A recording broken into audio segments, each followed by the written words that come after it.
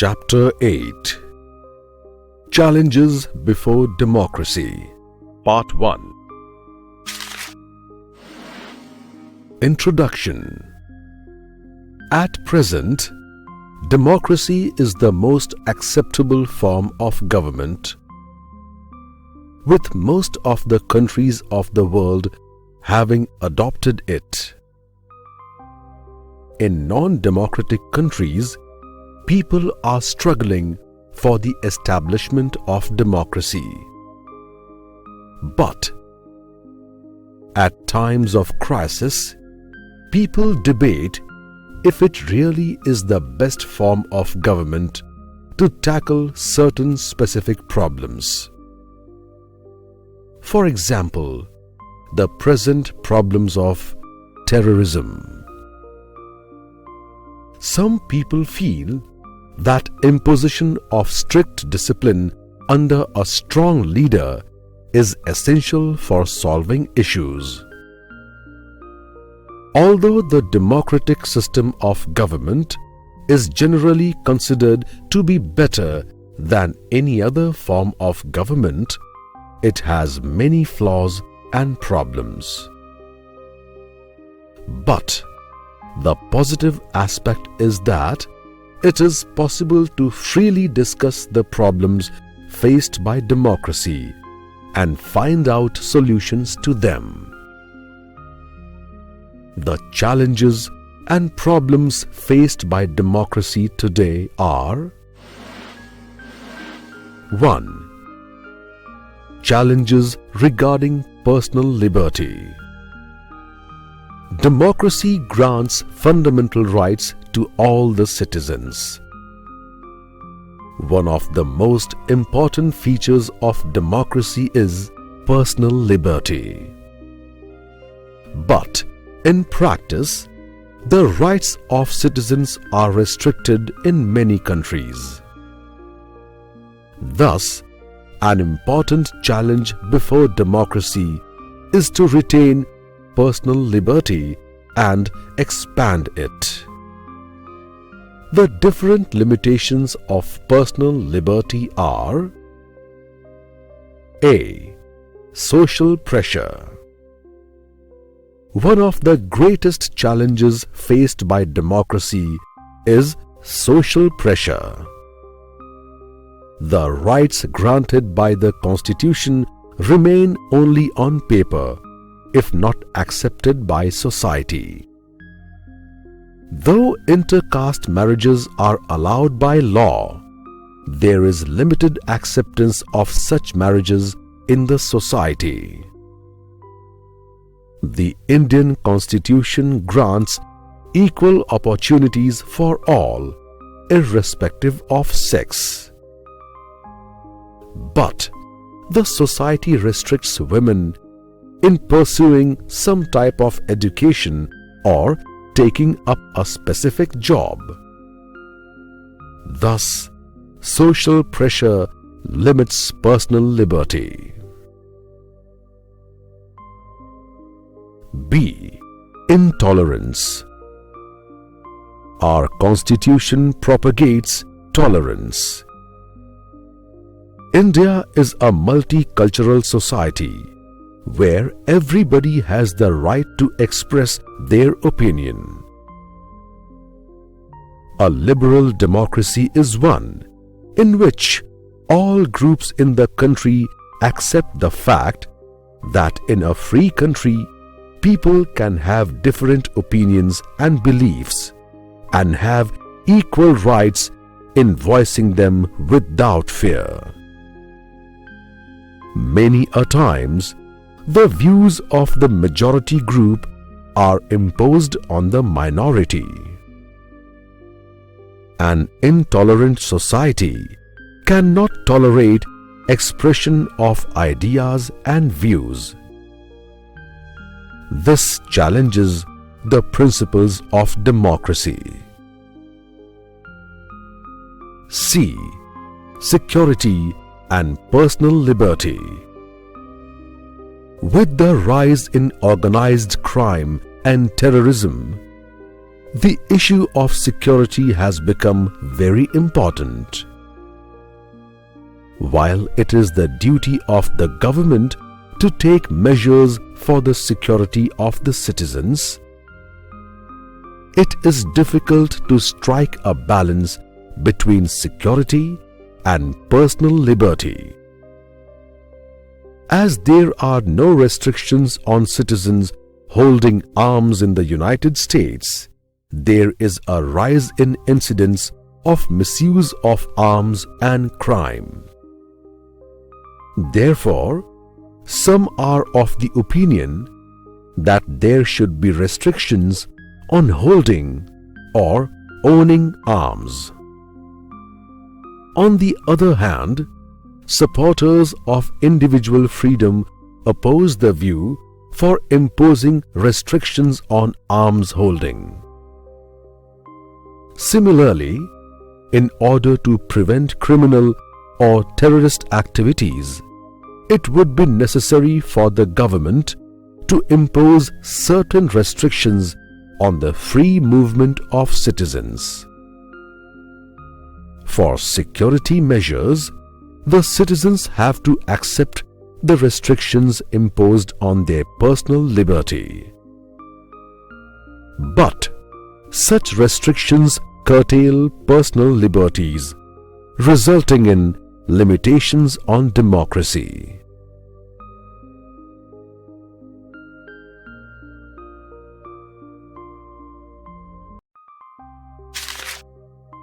Chapter 8: Challenges before Democracy, Part 2. 2. Challenges about participation. A. People's participation. A problem faced in democratic countries all over the world is that though people exercise their right to vote, but very few people participate in politics on a regular basis. Participation of people is the core of democracy. This participation can happen in 4 ways. 1. Electing representatives. 2. Keeping a watch on the functioning of the representatives. 3. Taking interest in the administration of one's own locality and participating in it. 4. Participating in the making of national policies. Thus, finding out ways of increasing people's participation in all these 4 ways is another challenge before democracy. B. Low voter turnout. In a democracy, people elect their representatives through elections. Hence, the process of election is very important. But the turnout of voters in many democratic countries is low. In India, the average turnout of voters in Lok Sabha elections is 58%. So, the opinions of the rest of the citizens remain undisclosed. C. Limited initiative by people. The low turnout of voters at elections is an evidence of lack of interest of people in political activity. For a democracy to be successful, there should be active participation of the citizens. In simple terms, democracy means that the people decide. They should take initiative in discussing government policies, identify problems in their village or locality, lodge complaints about these problems, and follow up on the complaints. Making democracy work requires active citizens who understand how to voice their opinions, act collectively, and hold public officials accountable. In absence of active participation by citizens, democracy will remain only in terms of people voting and electing a government after regular intervals. D. Opportunities of participation and complex nature of governance. In a democracy, people elect their representatives who meet, discuss, and take decisions. The leader of the majority party becomes the Prime Minister. A cabinet of ministers is appointed by the Prime Minister. The ministers, along with officers, look after the administration. In modern times, running a government has become quite complex, as taking every small decision involves many complicated rules and details regarding procedures. Thus, beyond electing the representatives, the citizens have little scope for participation in the governing system. In a democracy, the involvement of citizens in the political process is very important. In keeping with this, some provisions are made in our country for participation of citizens at the level of village or city ward. In India, the Gram Sabha, that includes all the adult citizens of a village, plays an important role in keeping an eye on the elected representatives and in making them responsible to the persons who elected them. All plans for the work of the Gram Panchayat are placed before the people at the Gram Sabha.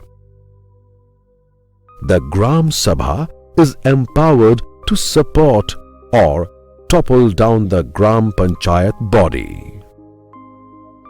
Meetings and rallies are organized by various organizations with the aim to communicate the opinions of the people to the government. Various tactics and strategies for increased participation of citizens in local governance should be devised and implemented.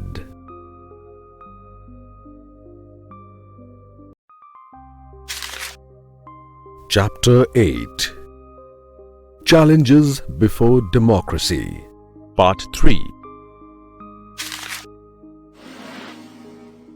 3. Challenges of inequality. Today, the societies all over the world are heterogeneous. Hence, inequality is experienced in different forms in different parts of the world. Discrimination against women and division between the rich and the poor exist in most of the societies all over the world. The most prominent example of inequality in India is the hierarchical caste system. In the US, discrimination against the blacks still exists. These inequalities in the society result in the domination of the backward group by the advanced one. An important characteristic of democracy is that it grants fundamental rights to the citizens that apply irrespective of race, religion, caste, creed, or sex. But When inequalities exist in the society, democracy becomes faulty. Hence, there is need to tackle inequalities prevalent in the society. A. Social inequality. The Constitution prohibits discrimination on the grounds of religion, race, caste, gender, or place of birth. Yet, caste, gender, and religious inequalities are widely prevalent in the society. These have an adverse impact on democracy. Democracy is based on the principle of political equality. But people belonging to the lower class of the society and minority religious groups and women do not get adequate share in the country's political power. Hence, they continue to remain backward. The democratic government must devise measures to uproot these inequalities from the society. Once these evils are eradicated from the society, democracy will be successful. B. Economic inequality. Economic inequality is the gap between the rich and the poor. The objective of democracy is to achieve the well-being of all citizens. But democracy experiences limitations in a society where economic inequality exists due to poverty and unemployment. The democratic government must shoulder the responsibility of reducing economic inequality and make all basic amenities available to the poor. For this, it needs to devise policies accordingly. The poor countries face the challenge of maintaining democracy as well as tackling poverty. In situations of extreme poverty, democracy can be endangered due to social rebellion. C. Regional inequality. Regional inequality is the difference between two or more regions in a country, which makes a region more advanced than other regions due to differences in natural resources, location of industries, standards of living, etc. This results in people migrating from a less developed to the more developed region for better social and economic opportunities. Hence, the developed areas come under pressure and amenities are strained. Social tensions arise between the natives and the migrants in the area. People in the backward regions begin to feel neglected, and a sense of hostility towards the government grows. These situations may lead to agitations on regional basis and endanger national unity. At times, language issue is added to the regional problem. This happens because of frustrations that develop due to injustice done by one linguistic group on another. Regional inequality is a threat to democracy. The most effective way of resolving the challenge is to handle it democratically in the following ways. 1. Balanced development in all the regions. 2. Fair share in resources. 3. Adequate share in power.